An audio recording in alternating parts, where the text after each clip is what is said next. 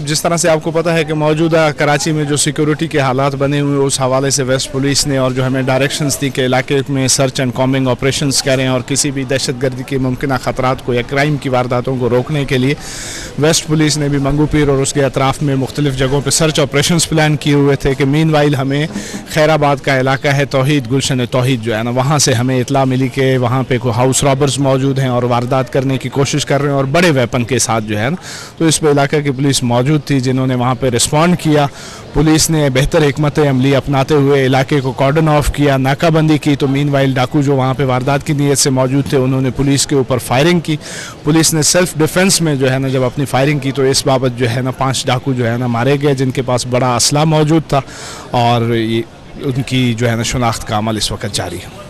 इनके पास कलेशनी थी, पिस्टल थे अपना और लूट के ले गए अपना। इलाके में और भी बहुत सारे घरों में किया इन्होंने। माशाल्लाह बहुत हम खुश हैं आज जो है ना, इन्होंने बहुत अच्छा काम किया पुलिस ने और बहुत अच्छा काम किया। कुरैशी साहब ने जो है ना इलाके में ऐसा किसी ने नहीं किया जो कुरैशी साहब ने किया जो है ना।